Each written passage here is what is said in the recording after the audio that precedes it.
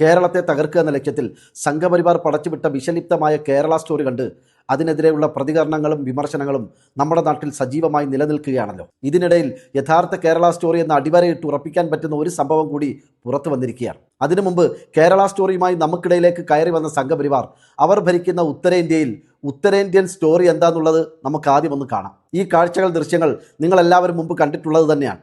ഉത്തരേന്ത്യയിൽ എവിടെയെങ്കിലും ഹൈന്ദവ ആഘോഷങ്ങൾ നടന്നാൽ ഉടനെ ആ പരിസരത്തുള്ള മുസ്ലിം പള്ളികളൊക്കെ ടാർപ്പായിട്ട് മറച്ചു പിടിക്കുന്ന ഒരു പ്രവണത കഴിഞ്ഞ കുറേ വർഷങ്ങളായി നമ്മുടെ രാജ്യത്ത് കാണുന്നുണ്ട്. കാരണം സംഘപരിവാർ സംഘടിപ്പിക്കുന്ന ഇത്തരം ആഘോഷങ്ങളെല്ലാം മുസ്ലിങ്ങൾക്കെതിരെ വിദ്വേഷം വിളമ്പാനും മസ്ജിദുകൾക്ക് നേരെ അക്രമം അഴിച്ചുവിടാൻ അണികളെ പ്രോത്സാഹിപ്പിക്കുകയോ അല്ലെങ്കിൽ അവരോട് ആഹ്വാനം ചെയ്യുകയോ ചെയ്യുന്ന രീതിയിലായി മാറിയിരിക്കുകയാണ്. ചുരുക്കത്തിൽ സംസ്കാര സമ്പന്നമായ ഹൈന്ദവ ആഘോഷങ്ങളെല്ലാം മുസ്ലിങ്ങൾക്കെതിരെ ലഹളയുണ്ടാക്കാനുള്ള ഒരു വഴിയായി, ഒരു മാർഗമായി സംഘപരിവാർ ഉപയോഗപ്പെടുത്തുന്നു, അല്ലെങ്കിൽ ആ രീതിയിൽ ഹൈജാക്ക് ചെയ്തിരിക്കുന്നു. എന്നാൽ കേരളത്തിലേക്ക് വരുമ്പോൾ എന്താണ് അവസ്ഥ? ഈ വീഡിയോ നിങ്ങളൊന്ന് കണ്ടു നോക്കൂ. നിങ്ങളെല്ലാവരും ഇതിനോടകം തന്നെ ഈ വീഡിയോ കണ്ടിട്ടുണ്ടാകും. മലപ്പുറം ജില്ലയിലെ പാണ്ടിക്കാട് അടുത്ത് തമ്പാനങ്ങാടി എന്ന് പറയുന്ന സ്ഥലത്ത് ഏതാണ്ട് 2 കോടി ചിലവഴിച്ച് പുനർനിർമ്മിച്ച ഈ പള്ളി കഴിഞ്ഞ കുറച്ച് ദിവസങ്ങൾക്ക് മുമ്പ്, കൃത്യമായി പറഞ്ഞാൽ ഇക്കഴിഞ്ഞ ശിവരാത്രിയിൽ ആദ്യമായി തുറന്നു കൊടുത്തു.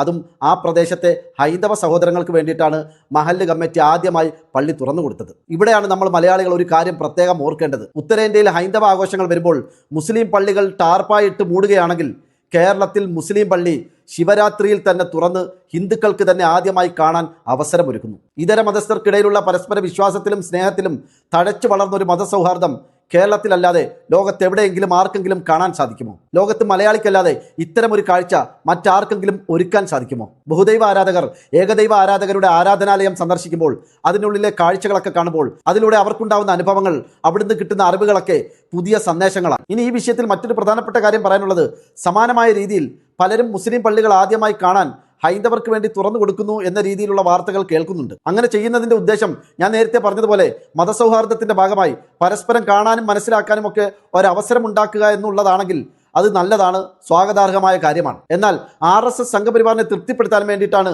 മഹല്ല് കമ്മിറ്റികൾ ഈ രീതിയിൽ ഒരു പുതിയ കീഴ്വഴക്കം തുടങ്ങി വെച്ചതെങ്കിൽ, അതായത് ഞങ്ങളുടെ പള്ളികൾ ഞങ്ങൾ ആരാധനകൾ നിർവഹിക്കാൻ വേണ്ടിയിട്ടുള്ളതാണ്, നിസ്കരിക്കാൻ വേണ്ടിയിട്ടുള്ളതാണ്, അല്ലെങ്കിൽ നിങ്ങൾ പ്രചരിപ്പിക്കുന്നത് പോലെ, അല്ലെങ്കിൽ നിങ്ങൾ വിചാരിച്ചിരിക്കുന്നത് പോലെ, അല്ലെങ്കിൽ നിങ്ങൾ സംശയിക്കുന്നത് പോലെ ഇവിടെ ആയുധങ്ങൾ സൂക്ഷിക്കുകയോ അല്ലെങ്കിൽ ആയുധ പരിശീലനങ്ങൾ നടത്തുകയോ അങ്ങനെ ഒന്നും ചെയ്യുന്നില്ല എന്നൊക്കെ സംഘപരിവാറിനെ കൂടി ബോധ്യപ്പെടുത്തുക എന്ന ഉദ്ദേശത്തിലാണ് ഈ രീതിയിൽ ഹൈന്ദവർക്കായി പള്ളികൾ തുറന്നു കൊടുക്കുന്നു എന്ന വ്യാജേന പുതിയ കീഴ്വഴക്കങ്ങൾ കൊണ്ടുവരുന്നതെങ്കിൽ അതിൻ്റെ ആവശ്യമില്ല.